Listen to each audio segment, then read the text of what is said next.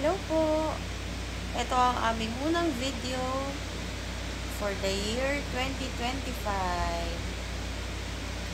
Happy New Year po sa inyong lahat. Kakagising lang po ng mga pango. Yung iba matutulog ulit. Ay, Mami Kaylee. Ay, susman. Aray ko. Mami Kay. Hello ka anak sa kanila, oh. Hello po. Magandang hapon. Kakagising lang namin. Actually, ako din nakatulog.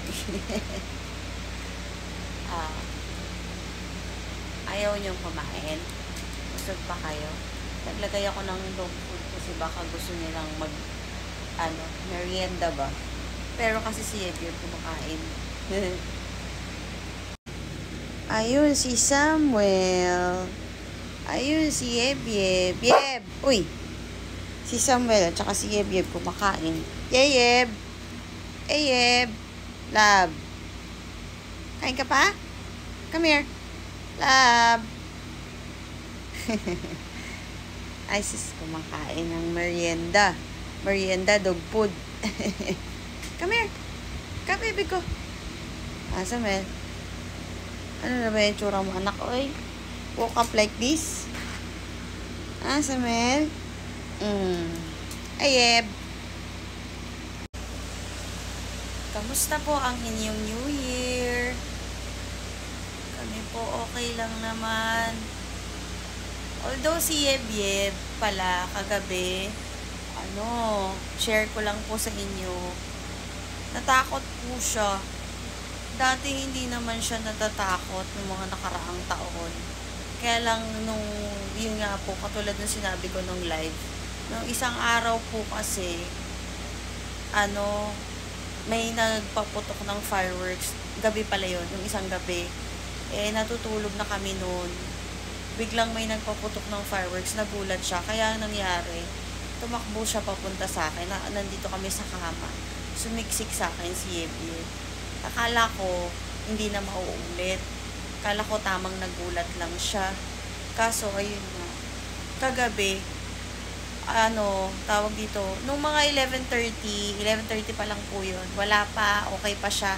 Nakikitahol pa siya kasama ng Mami Kaylee dyan sa may hagdan habang kami nasa terrace ng ibang tango. Nanonood kami ng fireworks. Kasi okay naman tong ibang pango, yung 9.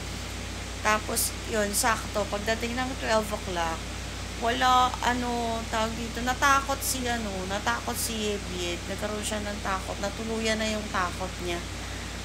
Nanginig siya nung dumami na yung nagpapaputok. Kaya, pumasok na lang kami dito sa kwarto. Kinomfort ko na lang po si Yeb. Kasi natuluyan na yung takot niya. Nagkaroon na siya ng takot. Nanginig talaga siya. Lalo na yung may nagpaputok dito sa tabing bahay namin. Ang lakas ng impact yun. Doon siya talaga takot na takot. Doon siya natakot ng sobra. Kaya yun. And isang oras din yung tinagal nung takot ni Yeb. Yung hanggang sa natapos na yung mga putukan. Tsaka lang kami nakatulog. Ayun po, share ko lang sa inyo. Pero yung 9 po, wala. Dead man naman sila. Kasi sanay po sila Sanay po yan mga yan sa paputok. Sanay sila sa fireworks. Nanonood pa nga kami. Sa labas, sa terrace. Kaso wala. Si Yeb, siya lang bukod tangi, nagkaroon ng takot. Nagsimula nung isang gabi. Tapos, ayun, natuluyan na nagkaroon ng takot. Okay lang. Magandang hapon po ulit sa inyong lahat. We love you all.